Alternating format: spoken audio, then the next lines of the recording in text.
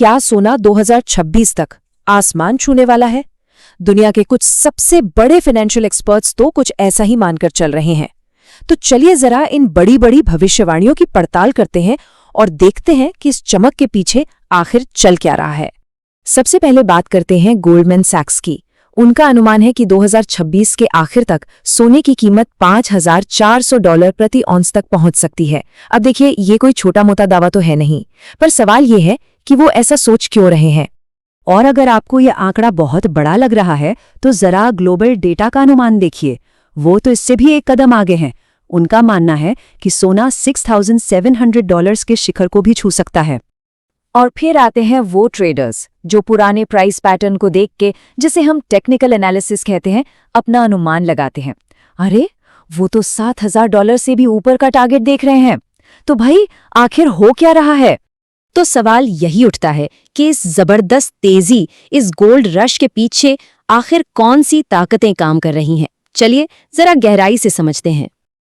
आज हम देखेंगे कि ये भविष्यवाणियां क्यों हो रही हैं, इनके पीछे क्या वजहें हैं, निवेश के क्या तरीके हैं, किन बातों से सावधान रहना है, और आखिर में हमें क्या समझना चाहिए।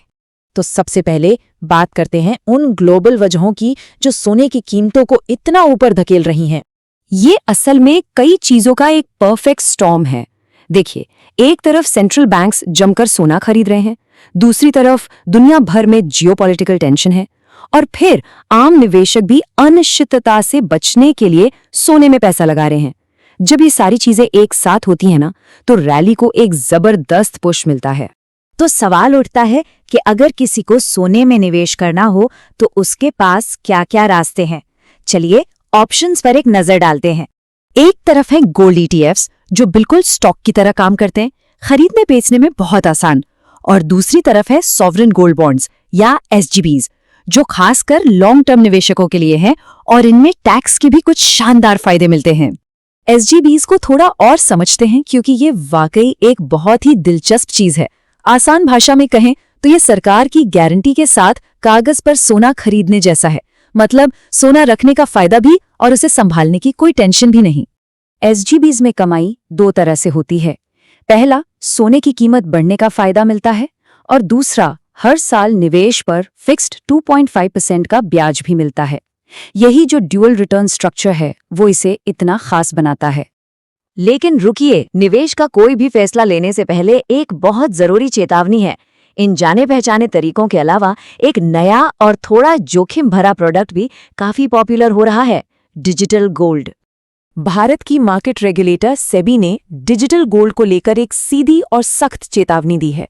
उनका कहना है, और मैं उन्हीं के शब्दों को दोहरा रहा हूं, ये अनरेगुलेटेड है। अगर कुछ हो गया तो सेबी बचाने नहीं आएगा। ये एक बहुत बड़ी बात है। तो फर्क बिल्कुल साफ है। एक तरफ है रेगुलेटेड प्रोडक्ट्स जैसे ETFs और SGBs, जहां निवेशक की सुरक्षा का ध्यान रखा जाता है, और दूसरी तरफ है डिजिटल गोल्ड, जो पूरी तरह से अनरेगुलेटेड है। मतलब अगर कोई धोखाधड़ी हुई या कोई और गड़बड़ हुई तो निवेशक बिल्कुल अकेला पड़ जाता है। उसकी मदद के लिए कोई आधिकारिक संस्था नहीं है। तो इतनी बड़ी भविष्यवाणियों और इन जोखिमों को ध्यान में रखते हुए सोने को अपने फाइनेंशियल प्लान में कैसे देखना चाहिए? सबसे पहला और जरूरी नियम, फोमो से बचें, मतलब फियर ऑफ मिसिंग आउट। ये सोचकर निवेश करना कि सब कर रहे हैं तो मैं भी कर लूं, ये ठीक नहीं। खासकर जब एक साल में कीमत 70% से ज्यादा बढ़ चुकी हो, तो इस तरह भीड़ के पीछे भागना बहुत खतरनाक हो सकता है। एक्सपर्ट्स का भी यही मानना है। जैसा कि अपूर्व शेठ कहते हैं, अब सोने को सिर्फ एक ट्रेडिंग के मौके की तरह नहीं देखा जा रहा, बल्कि ये अब एक पोर्टफोलियो का अहम और स्थिर हिस्सा बन रहा है। सोचिए, ये एक तरह से बाकी निवेश के लिए एक सेफ्टी नेट का काम करता है। तो आखिर में सवाल यही बचता है, क्या 2026 का ये गोल्ड रश सिर्फ एक फोमो का जाल है जिसमें फंसने का खतरा है, या फिर ये वाकई किसी के फाइनेंशियल भविष्य को मजबूत करने वाला एक जरूरी हिस्सा है? इसका जवाब हर किसी को अपनी समझ और अपनी रणनीति के हिसाब से खोजना होगा।